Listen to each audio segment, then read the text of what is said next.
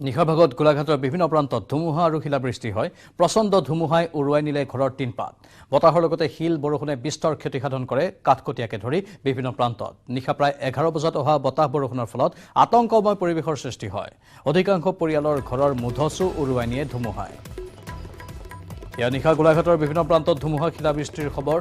প্ৰচণ্ড ধুমুহাই উৰুৱাই নিলে ঘৰৰ টিনপাত।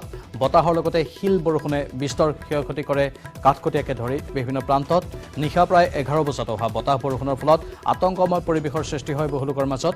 অধিকাংশ পৰিয়ালৰ ঘৰৰ মুধচো উৰুৱাই নিয়ে এই ধুমুহাই।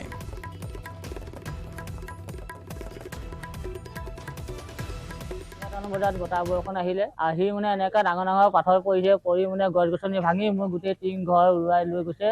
আৰু এইফালে দেখিছে গোটেই ভাঙি চিঙি ঘৰত চুৰবাৰ হৈ গ'ল। টিং বিচাৰি এতিয়ালৈকে পোৱা নাই। চৰকাৰলৈ এইটোৱে জনাইছো আৰু দেখিছে ভাঙা চিঙি গৈছে, সহায় লাগে। আৰু 11টামান বজাৰ ৰাতি খাইবোৰ শুব লৈছোঁ, তেনেকুৱাতে প্ৰথমে আহিলে শিল, তাৰপৰা ধুমুহা বতাহ। এনেকুৱা ধুমুহা আহিলে মানে ঘৰৰ ভিতৰৰ পৰা ওলাই যাবলৈ কোনো ৰাস্তা নাই আৰু। বতাহ ধুমুহা শিল তুফান, এক চাইডে টিং খুলি লৈ গ'ল। কিমান টকা লোকচান হৈছে? কিমান টকা লোকচান হ'ল? 2 লাখ মান টকা। এনেই ইয়াত কিমান ঘৰ মানে 50-60 ঘৰ হৈ যাব দেই লোকচান হোৱাটো।